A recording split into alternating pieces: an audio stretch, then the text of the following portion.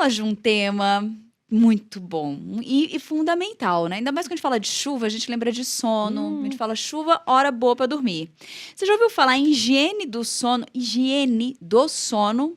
Na prática, ela consiste na adoção de um conjunto de bons comportamentos, rotinas e condições ambientais que possibilitam a melhor qualidade e duração do sono. Verdade, praticar uma boa higiene do sono é muito importante em todas as idades para organizar o horário, os rituais, evitar distúrbios como sonambulismo, terror noturno, pesadelo, síndrome da apneia obstrutiva do sono, síndrome das pernas inquietas, insônia. Tem uma porção de distúrbios aí, né, que atrapalham o nosso soninho. Mas quem conversa ao vivo com a gente aqui no Notícias do Bem sobre esse tema é o psiquiatra, Dr. Arthur Danilo, que está com a gente aqui. Doutor Arthur, seja muito bem-vindo ao Notícias do Bem. É um prazer recebê-lo para a gente falar desse tema tão importante, né? Que é o sono e que às vezes a gente não dá tanta atenção assim. Às vezes a gente não se preocupa tanto com a qualidade do sono que nós temos, infelizmente, né?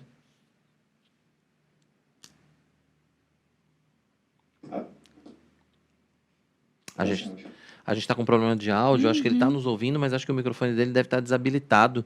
Vamos ver se a gente consegue Tá conseguindo me escutar agora? Agora sim, agora sim. Tudo bem, doutor Arthur? Perfeito. Seja muito bem-vindo ao Notícias do Bem.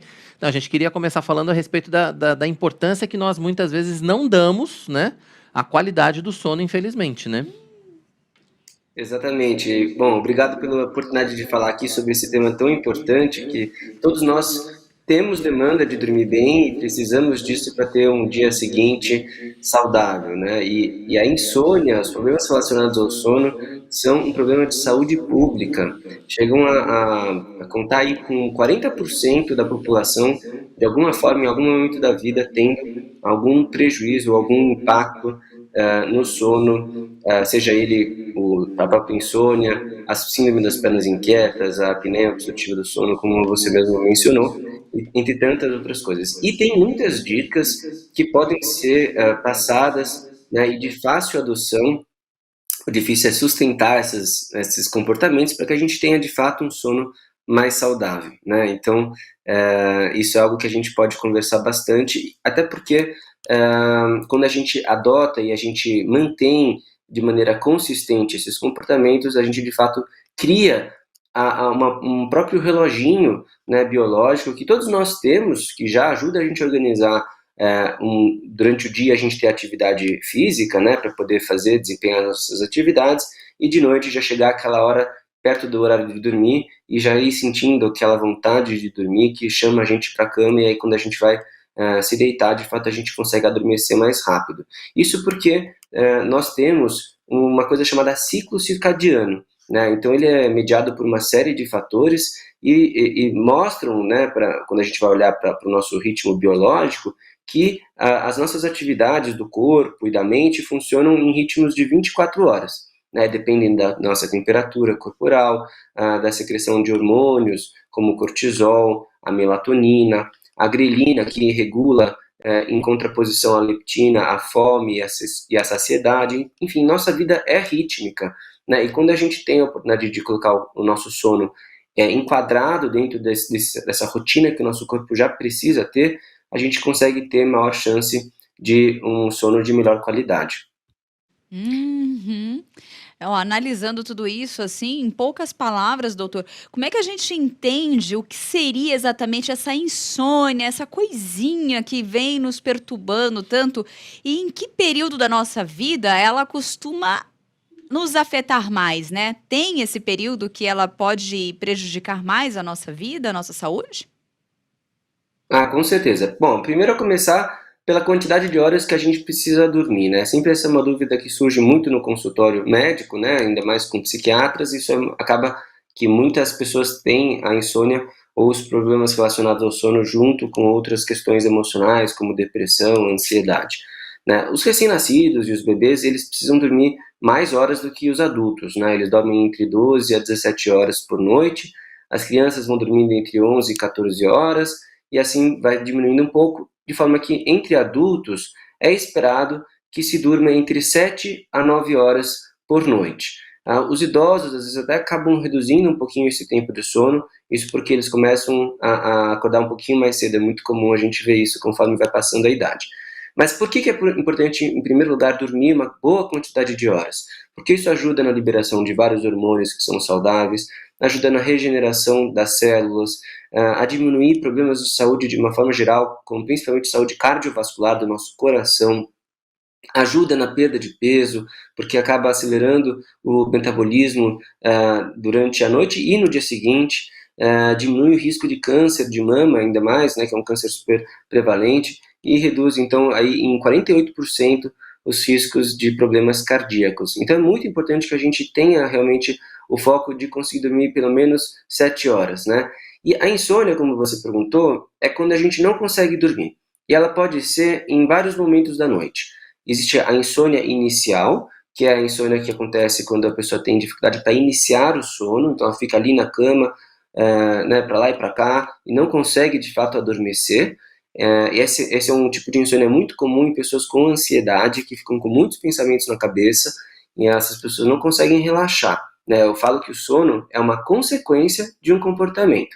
Por isso que tem a ideia da higiene do sono. Se você consegue criar rotinas que vão acalmando a sua mente, acalmando o seu corpo, para que você tenha maior facilidade de adormecer, você vai conseguir não ter insônia inicial. Agora, se a sua mente está muito agitada, se você está com o corpo muito ativado, né, muito adrenalizado, então você tem maior dificuldade para conseguir relaxar e, de fato, conseguir adormecer.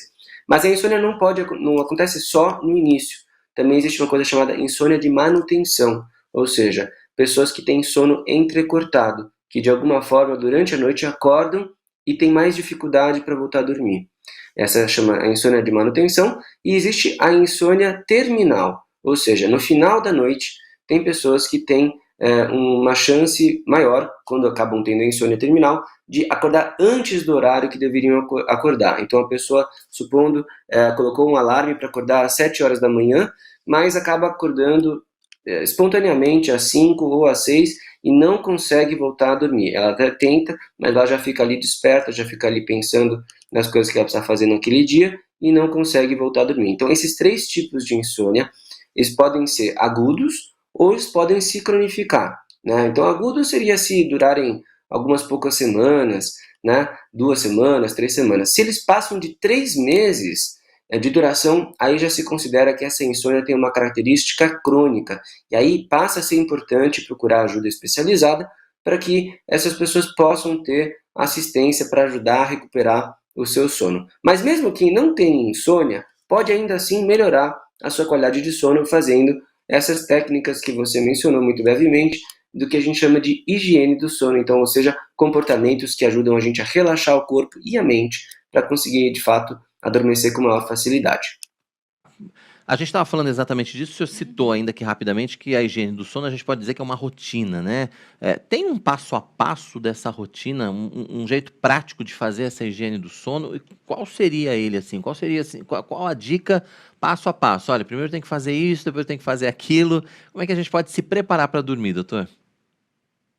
Não, com certeza. São algumas ideias, né? São várias possibilidades, mas algumas ideias são principais, né? Em primeiro lugar, a gente precisa pensar em ter um hábito de dormir todos os dias no mesmo horário.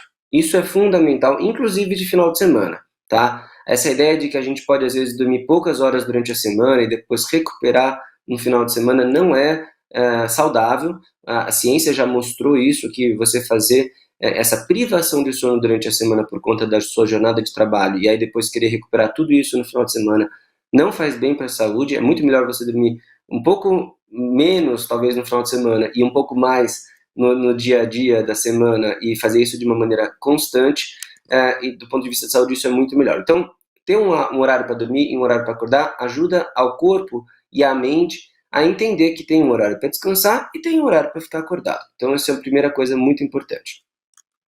Outra coisa importante que a gente acaba vendo muito, né, acontecer é o consumo de bebidas estimulantes ou até de comidas estimulantes à noite, né? Então as pessoas às vezes tomam café até muito mais tarde do que deveriam, né? O ideal do café é no máximo até as 4 da tarde, se a pessoa não tem insônia. Se ela tem insônia, isso até é importante, talvez até antecipar o horário máximo, o limite de horário para usar substâncias energéticas, como por exemplo o café, o guaraná, o próprio energético, né, que tem pessoas usando, agora essas modalidades de cafeínicos, o super coffee, etc.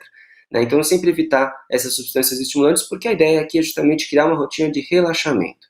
Né? É sempre importante a gente olhar para a nossa roupa de cama, para o nosso travesseiro, para o nosso colchão, se eles estão bons, a gente precisa ver se tem que fazer alguma manutenção no nosso colchão. De tempos em tempos é importante trocar o travesseiro. Isso faz diferença tanto anatomicamente quanto em termos de conforto mesmo, daquele acolhimento que a cama deveria dar para a gente conseguir de fato relaxar. Né? É uma coisa que é interessante de recomendar e é fácil, evitar ingerir muitos líquidos antes de dormir, isso porque dá vontade de ir ao banheiro durante a noite, e aí você acordando, se você tiver um risco de ter mais dificuldade de voltar a dormir, fica mais difícil de você voltar a dormir, e aí você acaba tendo um sono de menor duração, né? Fazer atividade física durante o dia, gastar energia durante o dia é a melhor maneira que tem para você ter um sono saudável depois, porque você acaba esgotando aí a sua energia, e aí chega no final do dia, aquele cansaço, aquele peso do corpo ajuda a adormecer com mais facilidade. Uma coisa muito importante hoje em dia é evitar o uso de tela, né? Computador, celular, TV, tablet, qualquer tipo de tela é estimulante para o olho e acaba fazendo com que a gente permaneça acordado, que a gente não consiga relaxar de fato para adormecer. Então, evitar telas pelo menos 2 a 3 horas antes de adormecer. Isso aqui é um grande desafio, mas é muito importante. Né? O quarto tem que ser confortável, calmo, com pouco barulho, se possível, com pouca luminosidade, né? Com uma temperatura agradável. É importante evitar de comer muitos alimentos pesados durante a noite, porque e dormir com o estômago pesado, além de aumentar a chance de refluxo, também acaba tornando a digestão um pouco mais pesada para fazer, e aí o corpo não consegue relaxar, né? Então, eu acho que são principalmente essas dicas que eu queria sugerir, que são comportamentos que todos nós podemos fazer, independentemente de termos insônia ou não. Doutora, eu tenho uma pergunta da Geralda. Ela perguntou assim: existe a insônia severa? E aí, eu até queria perguntar, juntar com uma outra pergunta, que seriam quais os níveis da insônia? Se elas têm níveis, né? Nível de insônia crônica ou não, mas se existe essa insônia severa, né? Essa insônia que judia mesmo. Veja, a classificação da gravidade da insônia é uma classificação que vai ser feita do paciente junto ao seu médico. Porque a gente sempre vai pensar nos transtornos relacionados ao sono, na medida do quanto eles impactam a qualidade de vida dessas pessoas, né? Então, se for uma insônia que não prejudica eventualmente o funcionamento no dia seguinte, vai ser uma insônia mais leve. Isso não quer dizer que não deva ser algo abordado, né? E em casos mais graves, obviamente, nós temos medicações que ajudam a estimular a um sono mais saudável. Embora o ideal é sempre tentar conseguir adormecer sem precisar o uso de medicamentos, inclusive há risco, né, de dependência de algumas medicações, não são todas, mas algumas medicações que são usadas como hipnóticas podem gerar risco de abuso, de dependência, né? Então, sempre esse acompanhamento ele deve ser feito com um médico especialista em sono, que consiga dar as melhores orientações, prescrever eventualmente medicações, se for o caso, que não gerem esse risco de dependência. Tá certo, doutor. E aí, quando a gente pensa em pessoas que têm insônia, que sofrem com isso, que não têm um bom sono, acabam tentando recuperar isso, às vezes com cochilos durante o dia, ou às vezes até cochilam sem querer mesmo. A gente vai pro metrô, por exemplo, pro transporte público, tem um monte de gente encostada dormindo. Isso é sinal de que não dormiu bem, né? Ó, quando tá ainda no transporte público e cochila, tá tudo bem, né? O perigo é quando tá no volante ou em algum outro local, Pior, que né? Que aí é também pode mais acontecer, perigoso. né? Mas esses cochilos de meio de dia, assim, eles não são capazes de recuperar o sono, recuperar a energia do corpo, né? Não, não são mesmo. E ainda mais, pessoas que tenham insônia, problemas relacionados ao sono, uma das coisas que a gente recomenda é justamente de não fazer esses cochilos, porque esses cochilos eles acabam atrapalhando justamente aquela ideia do ciclo circadiano, aquela ideia de que durante o dia nós permanecemos acordados e à noite nós dormimos, nós relaxamos. Quando você sinaliza para o corpo que de tarde pode ter aquela soneca, você acaba enviando uma mensagem, tanto para o corpo quanto para o cérebro, de que aquele momento é o momento de relaxar. E às vezes a pessoa acaba dormindo naquele momento de uma maneira meio profunda, e aí chega de noite e ela não consegue dormir, porque ela já parcialmente dormiu naquele outro horário. Só que aquele não é o horário em que ela consegue obter a melhor qualidade restauradora do sono. Então ela gasta tempo de uma maneira ineficiente e ainda atrapalha de noite o sono dela, que deveria aí ser o horário certo para dormir. Então o ideal é evitar os cochilos e sim procurar ajuda, obviamente, se estiver enfrentando problemas relacionados ao sono. É óbvio que em algumas culturas europeias, por exemplo, existe aquela ideia da siesta, né? No pós-refeição, pós-almoço, tirar um pequeno cochilo. Em alguns casos, isso pode ser até benéfico, mas desde que a pessoa não tenha, de fato, um problema relacionado ao sono e que ela faça esse pequeno cochilo durante um tempo muito restrito, no máximo 20 minutos a meia hora, tá? Porque senão você realmente acaba confundindo o nosso cérebro e aí você acaba prejudicando o seu sono à noite, porque aí o cérebro não entende que horas do dia se é de manhã, se é de noite, e essa bagunça acaba prejudicando a qualidade restaurativa do sono. Entendi. É tipo com as crianças, né? Quando a criança, tipo, troca a noite, os pais ficam segurando, falando, não dorme, porque à noite eu preciso que você durma, né?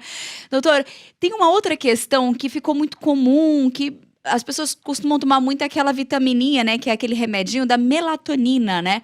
E é comum encontrar, às vezes, em farmácia, e as pessoas compram com muita facilidade. É normal, é tranquilo, é só ir lá comprar. O que falar dessa automedicação, né? Da melatonina?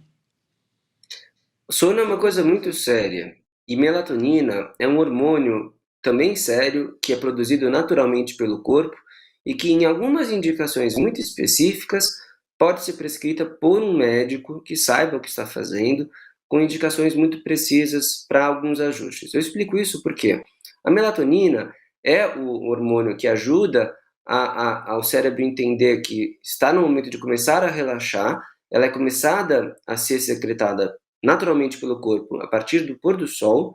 Então, todos nós já temos a secreção de melatonina. Então, a suplementação de melatonina, ela só acontece em dois principais casos. Em todos os demais, é um uso errado. Até pode ser que a pessoa sinta que o sono dela melhora, mas às vezes isso pode ser uma coisa que a gente chama de efeito placebo, que de fato não é um efeito benéfico e pode gerar riscos no longo prazo. Então, de novo, sempre se você estiver usando alguma coisa que seja uma substância prescrita por um médico que saiba o que está fazendo, que oriente bem a tua prescrição. Mas quais são as duas situações em que a melatonina pode ter uma indicação mais precisa? Em pessoas em que aquele ciclo circadiano é maior do que 24 horas, então a pessoa sempre tem uma tendência a ir dormir mais tarde e acordar mais tarde. Então, para essas pessoas, você prescrevendo a melatonina no pôr do sol, é como se você batesse uma claquete ali, né, e sincronizasse que aquele é o pôr do sol, é o horário que é para começar a adormecer, para começar a relaxar o corpo, e aí você garante que a pessoa vai dormir sempre no mesmo horário, para acordar sempre no mesmo horário. Lembra que isso é uma das medidas que eu recomendei como higiene do sono. Essa é a primeira condição. E a segunda condição é em casos de pessoas que viajem para outros continentes e que tenham aí a mudança de fuso horário. Vocês falaram aí da Moniquinha, que está no Japão, então ela está 12 horas distante de nós. Então, se imagina, se eu fosse para o Japão, agora é meia-noite, então eu vou precisar ter um tempo para regular o meu ciclo sono-vigília, o meu ciclo circadiano, nesse novo fuso horário. Então, para essas situações, como a melatonina é secretada sempre no pôr do sol, você pode prescrever ela no pôr do sol para quando você viaja no local em que você se destina, para você conseguir ajudar a regular o seu novo fuso horário. Mas são poucas e muito bem precisas indicações do uso da melatonina, isso não deve ser um uso regular e automedicado. Nunca, sempre com acompanhamento médico. A coisa da automedicação, porque além da melatonina, a gente sabe que tem gente que acaba se medicando com outros produtos, né? Tem alguns aí à base de maracujá e composições e tal, que dão uma acalmada de modo geral, mas assim, tem gente que toma remédio ou que precisa realmente tomar remédio para dormir, e aí é sempre importante a gente reforçar que isso tem que passar sempre pela orientação médica, né, doutor? Não pode sair tomando qualquer coisa para dormir porque todo mundo toma. Exato, e até porque muitas medicações, como eu expliquei, não são todas, mas muitas, Uhum. geram dependência, geram riscos de abuso, e às vezes é muito tarde, a pessoa vai começando a usar, ela não percebe que está ficando ali dependente ou está abusando de uma medicação e pode colocar em risco a vida dela. Então não vale a pena correr esse risco, é sempre melhor estar ali acompanhado de alguém que sabe o que está fazendo, que te orienta, que tira suas dúvidas e pode aí te acompanhar ao longo desse processo. Ou uma série de Uhum. condições, né, provocadas, não só no caso da insônia, mas assim, tem uma série de outras situações, enfim, que são provocadas pela falta do sono ou pela falta da higiene do sono. São todas provocadas por isso? Tem fatores genéticos, quando a gente pensa em algumas dessas doenças, desses distúrbios do sono? Eu ia falar uma de balançar a perna, que tem um nome, né? É, A é o distúrbio. compulsão, distúrbio. Mas tem As a pernas apneia, inquietas. mas tem uma porção, né? E isso tudo é por conta, é porque a gente dorme mal ou tem outros fatores que levam a isso? Nós temos, a gente sempre fala que as questões relacionadas à mente humana são multifatoriais. Então, tem sim algo relacionado à nossa biologia, à nossa carga genética. Então, a gente vê às vezes em famílias que determinada pessoa tem insônia, quando a gente vai olhar, a família inteira tem dificuldade com o sono, mas também determinantes sociais. Então, por exemplo, pessoas que trabalham com a noite, por exemplo, que trabalham num restaurante, que vai até às vezes um pouco mais tarde, elas têm uma dificuldade às vezes de entrar no ritmo biológico porque vão dormir muito tarde, acordam muito tarde, né? E tem determinantes psicológicos, então pessoas que estão ali mais ansiosas, têm medo de se entregar para o sono, né? Essas podem ter um pouco de dificuldade. Então, dependendo das causas, há diferentes componentes para o tratamento da insônia, né? E como muito bem foi explicado, né? Há situações diferentes que simulam eventualmente uma insônia, mas podem ser outras hipóteses diagnósticas. Então, mais uma vez, é muito importante procurar ajuda para não fazer uma automedicação, evitando aí que você acabe atrasando uma solução assertiva, eficaz para a questão relacionada ao sono. Tá certo. Muito bom. Acho que ficou bem claro. Ó, durante o dia, atividade física, gastar energia, uma boa Nada de soneca? alimentação. Nada de soneca, gente. Ó, palitinho nos olhos. Eu lembro muito daqueles desenhos É. infantis do palitinho, né? Colocava ali, segura esse sono, gente. Segura pra noite tentar ali, né, dormir. Nós tivemos a participação aqui da Geralda, Janaína. A Janaína colocou a questão dos chás. Eu não sei se a gente entra nessa questão. Se o chás também pode ser uma solução, um chás ali sem A cafeína, gente né? pode, a gente pode apoiar muito o sono com algumas práticas, né? Então, as bebidas mais leves, as bebidas mais relaxantes que não contenham cafeína, podem ser sim aliadas, né? Inclusive o próprio chá da folha de maracujá pode ser interessante sim para ajudar um relaxamento, mas não como um tratamento de uma insônia. Então, se tiver insônia, precisa procurar realmente ajuda profissional. Mas para ajudar, às vezes, num relaxamento, ou dar aquela aquecidinha no estômago, dá aquela sensação de conforto, de acolhimento, é sempre muito interessante para adormecer, não tem nenhum problema. Muito bom. Nossa, doutor, eu gostaria que você deixasse seus contatos para a gente continuar esse bate-papo, seja nas redes sociais, ou algum espaço que o senhor quisesse, né, sentisse à vontade aí para compartilhar com quem quisesse depois conversar um pouco mais, tirar mais dúvidas, conhecer o seu trabalho. Com certeza. Eu tenho uma página no Instagram em que eu posto muitas coisas, não só sobre sono, sobre toda a parte de saúde mental, e faço ainda o convite que você participe, é o @Arthur, com TH, Danila, Danila, ponto psiquiatra. Arthur Danila, ponto psiquiatra.